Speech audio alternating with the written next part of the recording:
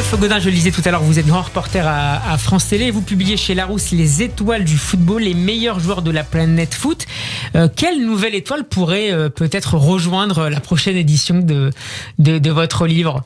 Il y en a déjà beaucoup, hein. Donc ouais. La prochaine, on l'a pas encore. J'espère qu'elle va émerger dès le début de l'année prochaine, parce que c'est un petit peu le but. On fait rentrer et sortir des étoiles, des joueurs de maintenant, évidemment. Comment s'opère justement la sélection En fait, il y a les meilleurs joueurs, évidemment, Messi, Ronaldo, Kylian Mbappé, voilà, Lewandowski, qui pour moi, je l'espère, parce que il a fait une très belle saison, mais aussi un joueur comme Jorginho qui a gagné le championnat d'Europe avec l'Italie, la Ligue des Champions, on n'en parle pas beaucoup, mais Jorginho, pour moi, il est Ballon d'Or, quoi, parce que il a gagné tout ce qu'il y a de plus beau cette année. Il a été fondamental avec Chelsea, fondamental avec l'équipe d'Italie. Et pourquoi on lui donnerait pas le Ballon d'Or? Parce qu'il a pas mis 30 ou 40 ou 50 buts dans la saison, qu'il a pas mis un retourné acrobatique. C'est pas que ça, le foot. Le foot, c'est un joueur, c'est une pièce maîtresse.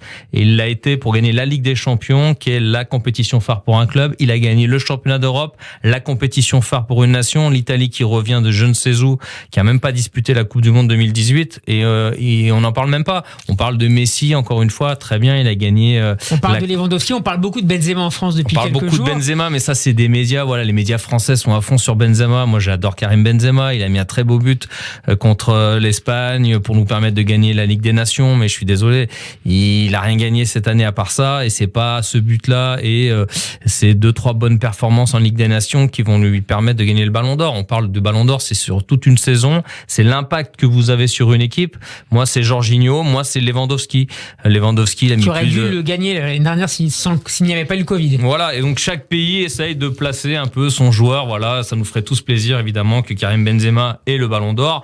Mais pour moi, c'est soit Jorginho, soit Lewandowski. Et bon, ils en ont déjà beaucoup, Cristiano Ronaldo et Messi. Donc, ils peuvent laisser un peu leur tour. Alors, il y a beaucoup de portraits dans votre nouveau livre, pardon. Il y a aussi beaucoup d'anecdotes. Alors, j'en ai sélectionné quelques-unes intéressantes. Il y a notamment celle sur Trent Alexander-Arnold, le latéral de Liverpool, sur l'attribution du maillot à ses débuts dans le club, avec l'idée que faut laisser du temps au temps. Ouais, parce que en fait, il y a certains clubs, et c'est aussi ce que je reproche moi à un club comme le Paris Saint-Germain. Je vais peut-être pas me faire que des amis, mais c'est vrai, l'entité d'un club, l'institution, c'est important. C'est important dans un club comme Liverpool. J'ai eu la chance d'y aller plusieurs fois. À l'époque, c'était Gérard Rouillet, l'entraîneur. C'était encore une fois mes débuts. Quand vous rentrez, quand vous mettez un pied aussi bien au centre d'entraînement qu'au stade, il se passe quelque chose. Il se passe quelque chose, et donc forcément, nous, en tant que journalistes, on respecte le club. On se dit là, ouais, on est dans un endroit qui est assez unique. Quand on est joueur, on doit se dire aussi la même chose. Et c'est ce qui est arrivé à Trent Alexander-Arnold. Et je me dis que au Paris Saint-Germain, parfois, j'ai l'impression que, l'entité, l'institution n'est pas aussi importante qu'elle devrait l'être, et qu'il y a des joueurs, mais qui se croient un peu tout permis parce qu'ils se disent voilà, je suis arrivé. Et à quoi? Et c'est vrai que Zlatan Ibrahimovic a amené beaucoup de choses au Paris Saint-Germain. D'ailleurs, il fait son retour dans les étoiles cette année, parce qu'on l'avait pas mis l'année dernière, parce qu'en fait, on s'est dit voilà, on va donner un peu de la place à la nouvelle génération.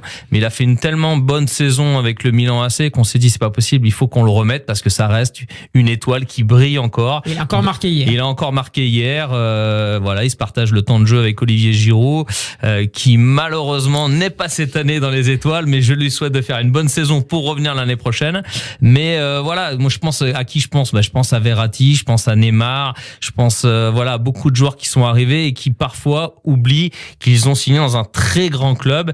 Et quand on est dans un grand club comme le Paris Saint-Germain, on a aussi des devoirs par rapport à ce club. Et c'est la priorité, c'est travailler, c'est peut-être oublier, essayer d'éviter de mettre certaines choses sur les réseaux sociaux. Moi, je vais vous confier une petite anecdote. Ouais. Le joueur que j'ai rencontré, et ça m'a été confirmé par tous ceux que j'ai rencontrés, parce que j'ai quand même suivi l'équipe de France pendant 4 ans pour France Télévisions. Le joueur qui, pour moi, représente le professionnalisme à l'extrême, c'est Cristiano Ronaldo. Et je me rappellerai toujours de Patrice Evra, donc Cristiano Ronaldo, qui est évidemment dans les étoiles du sport, dans les étoiles du football. Et Patrice Evra me disait toujours, tu sais, à l'époque de Manchester, il me disait, quand tu vas chez lui dîner, parce que quand il t'invite à déjeuner ou à dîner, et tu rentres de chez lui, tu as encore faim. Parce qu'en fait, c'est un stakhanoviste, c'est-à-dire que vous allez dîner chez lui ou déjeuner chez lui, il n'y a que de la salade, de la viande grillée, aucun dessert, aucune sucrerie. Et une fois que vous avez déjeuné ou dîné avec lui, il vous dit viens, on va aller faire quelques abdos, on va aller faire quelques pompes, on va aller dans la salle du muscu, etc. Donc je me rappelle que Patrice Evra me disait mais pourquoi tu m'as invité chez toi, autant qu'on reste à l'entraînement, quoi, autant qu'on reste au centre d'entraînement. Donc voilà, c'est des petites choses comme ça, enfin des sortes de petites anecdotes que vous retrouvez dans le livre. Alors il y a beaucoup d'anecdotes, par exemple on parlait d'attaquants tout à l'heure, mais il y a des attaquants qui signent dans des grands clubs avec grâce au hasard. Il y a par exemple Pierre-Emerick Aubameyang dont le père rencontre le directeur sportif de Milan. Je vous laisse terminer l'histoire, et qui va permettre à ce joueur de signer au centre de formation du Milan AC.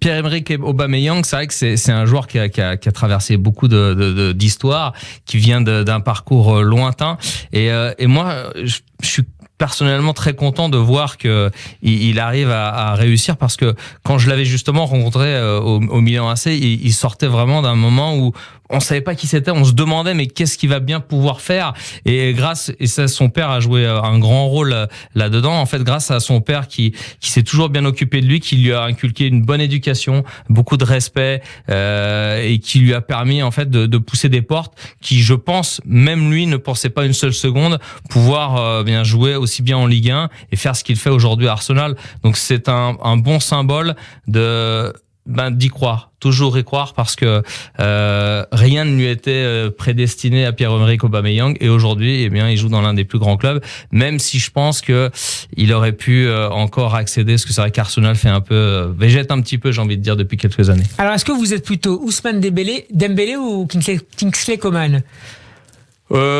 Pourquoi, il y a un piège ou pas là? Non, c'est un petit quiz pour.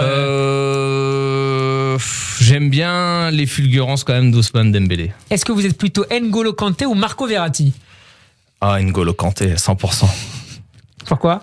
Parce que c'est le joueur que comme dit Thomas Tuchel, que tout entraîneur rêve d'avoir dans son équipe, quoi. C'est un joueur fantastique, qui fait pas de bruit, mais sur qui on peut toujours compter à 200%. Quoi de mieux de mettre un joueur sur le terrain et de savoir que quoi qu'il arrive, il va être à 99% de ses possibilités. Karim Benzema ou Kylian Mbappé? Pour la jeunesse, Kylian Mbappé. Robert Lewandowski ou Cristiano Ronaldo et ses salades? Oui. Cristiano Ronaldo, c'est un athlète hors norme. Il met encore des buts incroyables à 36 ans. C'est fantastique. Mais c'est une machine à marquer, Lewandowski, quand même. Donc compliqué, quoi. Sergio Ramos pas blessé ou Virgil van Dijk? Sergio Ramos, quand même. Parce que lui, c'est capable de mettre la tête là où on ne mettrait même pas le petit orteil.